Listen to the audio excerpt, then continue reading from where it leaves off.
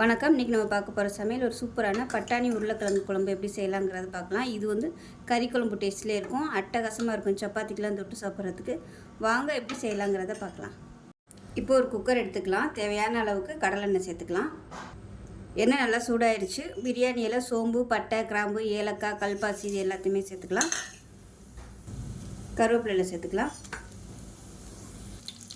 இப்போ இது எல்லாமே நல்லா பொரியணும். பொரிஞ்சு நல்ல ஒரு ஃப்ளேவர் வரணும். எல்லாமே நல்லா பொரிய ஆரம்பிக்குது. இப்போ இதில் மீடியம் சைஸாக ஒரு பெரிய வெங்காயம் நீளமாக கட் பண்ணதை சேர்த்துக்கலாம். அது கூடவே ஒரு 4 பச்சை மிளகாயும் சேர்த்துக்கலாம்.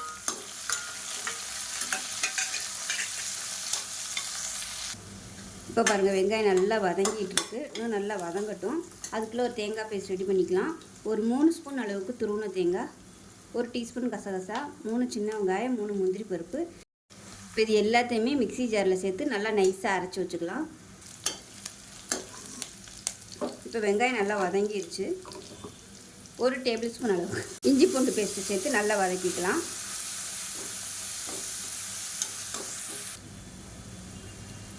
இப்போ இஞ்சி பூண்டு பேஸ்ட் நல்லா வதங்கிடுச்சு. குழம்பு மசாலா தூள் சேர்த்துக்கலாம்.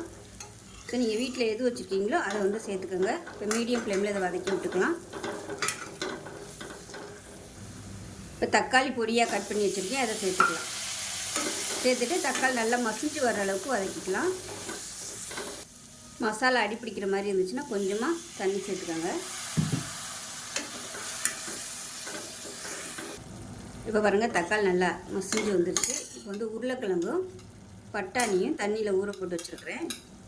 இது வந்து ஃப்ரெஷ் பட்டாணி தான். மீடியம் சைஸாக ஒரு 3 உருளைக்கிழங்கு கட் பண்ணி வச்சுருக்கேன். இந்த சைஸு கட் பண்ணிக்கோங்க, ரொம்ப சின்னதாக வேணாம். உங்களுக்கு எவ்வளோ தேவையோ அதுக்கு தகுந்த மாதிரி சேர்த்துக்கோங்க. காஞ்ச பட்டாணியாக இருந்தால் முதல் நாள் நைட்டே நீங்கள் ஊற வச்சுக்கணும். இப்போ இதோடு சேர்த்து இதையும் நல்லா கிளறி விட்டுக்கலாம். இப்போ இந்த உருளைக்கிழங்கு பட்டாணிக்கு தேவையான உப்பை சேர்த்துக்கலாம். இப்போ ஓரளவுக்கு உருளைக்கிழங்கு பட்டாணி நல்லா வதங்கிடுச்சு. அரைச்சி வச்சுருக்க தேங்காய் பேஸ்ட்டை சேர்த்துக்கலாம். சேர்த்து ஒரு 2 நிமிஷம் நல்லா வதக்கிக்கலாம். தேங்காய் சேர்த்து நல்லா வதக்கியாச்சு. இப்போ குழம்புக்கு தேவையான தண்ணி சேர்த்துக்கலாம். நல்லா சூடு பண்ணிவிட்டு தண்ணி சேர்த்துக்கோங்க. அவ்வளோதான். நல்லா கலந்து விட்டுட்டு கொதிக்கட்டும். இப்போ மேலாப்பில் மல்லி இலை சேர்த்துக்கலாம்.